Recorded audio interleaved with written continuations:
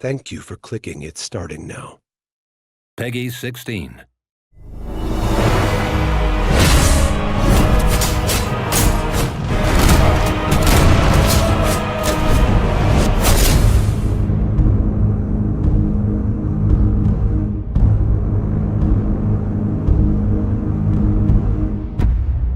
Empyreal is a sci-fi fantasy action RPG. I call it sci-fi fantasy because the setting is sci-fi, but I think the mood and feel is more fantasy.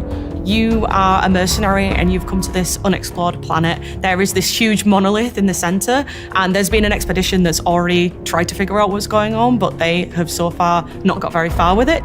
They've been trying to explore this monolith that's been built by a lost ancient civilization, and it becomes clear that this civilization has made discoveries that are unknown to the modern world.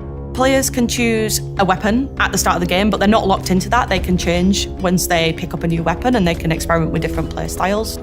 You can also customize your character, so you can make it however you want. There's lots of customization options, and I think there's a lot of variety there for players to explore.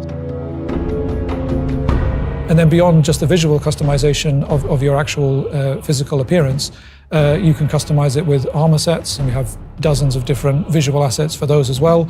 And then you can customize it with your playstyle. We have, I think, about 50 different abilities, hundreds of stats in the game. I would say, in summary, it's a true RPG. It's meant to be explored to that level of depth.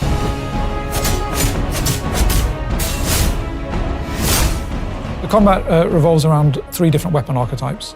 So we have a glaive, cannon, mace and shield, and they all play very differently. Just by equipping the weapon, you will get different moves, and you'll get a completely different feel. Once you've chosen your weapon archetype, you'll want to be selecting your abilities as well. So you have several choices of abilities to make. Some are specific to the weapons, and some are shared. And then you have ultimate abilities, which require energy to build up. We have sort of a camera cut, so you get the spectacular, explosive kind of aspect of the combat as well. There are thousands and thousands of possibilities for creating your build. You could create something basically entirely unique. You can only change your loadout when you're in sort of the safe central hub zone area of the game. But if you find that for whatever reason a particular level doesn't seem to fit with the build that you've made, then you can change that and try again. So in terms of stuff that players haven't seen, there is a lot because we've only put out a couple of trailers, so there's tons and tons of content. Particularly for a small studio, we've created a game that's very, very ambitious. The challenge is making all those elements come together in one big satisfying game that's going to reward curiosity. I think we've conquered that, to be honest.